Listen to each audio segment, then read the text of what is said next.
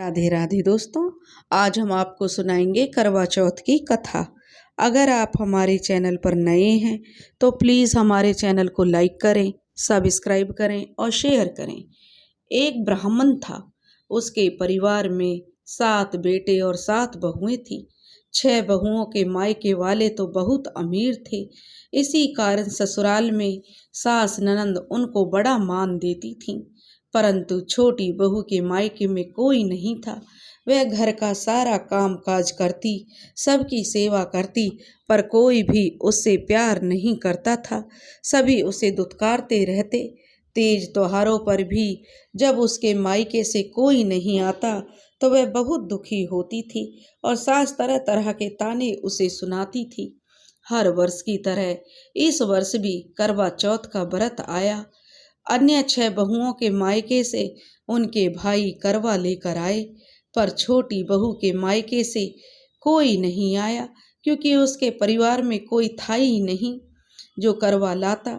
सासू भी छोटी बहू को खरी खोटी सुना रही थी। वह बहुत दुखी हो गई और दुखी होकर घर से निकल पड़ी और जंगल में जाकर रोने लगी। वहाँ एक नाग बहुत देर से उसका रोना सुनता रहा और उस नाग को उस बहू पर बड़ी दया आई।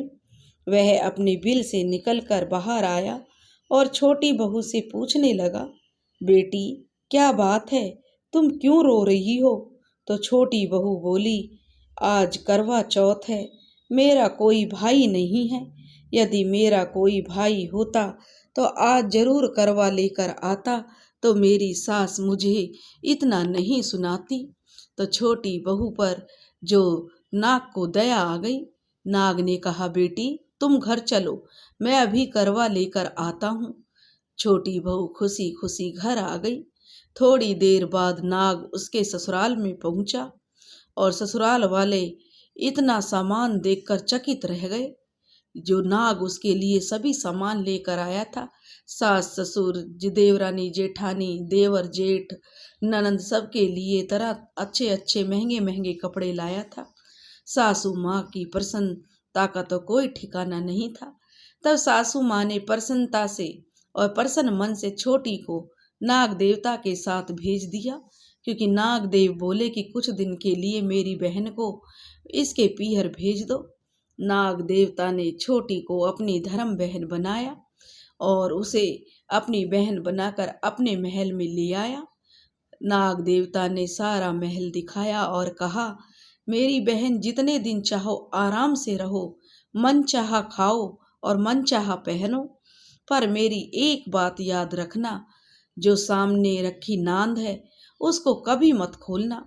छोटी बहू सारा समय महल में आराम से काटती, पर नांद के बारे में उसकी उत्सुकता बढ़ती जा रही थी कि आखिर नांद के पीछे ऐसा कौन सा रहस्य है जो नाग भाई ने उसे देखने के लिए मना किया है।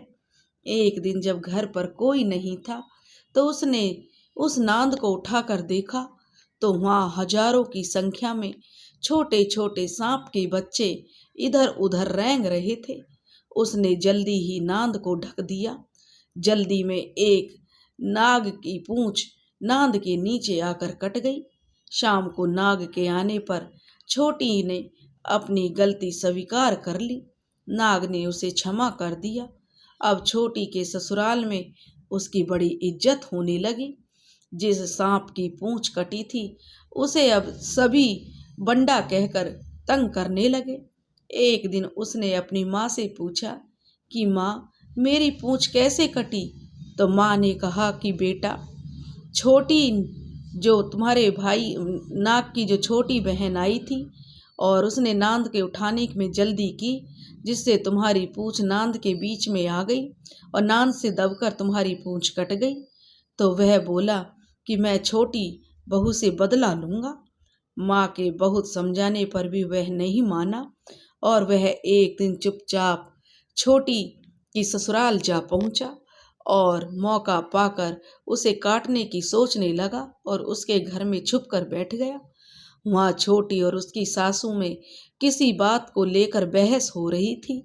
छोटी कसम खा खा कर कह रही थी कि मैंने ऐसा नहीं किया, वह कह रही थी, अगर आप मुझ पर विश्वास नहीं करती हो तो मुझे बंडा भाई से प्यारा कोई नहीं है।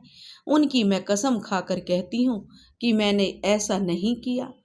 नाग ने जब सुना तो वह सोचने लगा, जो मुझे इतना प्यार करती है मैं उसे ही काटने आया हूँ। वह चुपचाप वहां से वापस अपने घर चला गया। जब वहां घर पहुंचा तो माँ ने पूछा, ले आए बहन से बदला?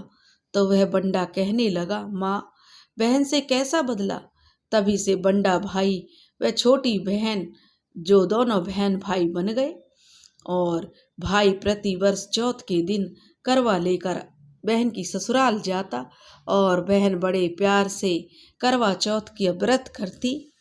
हे करवा चौथ माता, जिन बहुओं के भाई नहीं हैं उनका सदैव मान रखना, कहते सुनते हुंकारा भरते की सबकी मनोकामनाएं पूर्ण करना। बोलो करवा चौथ माता की जय।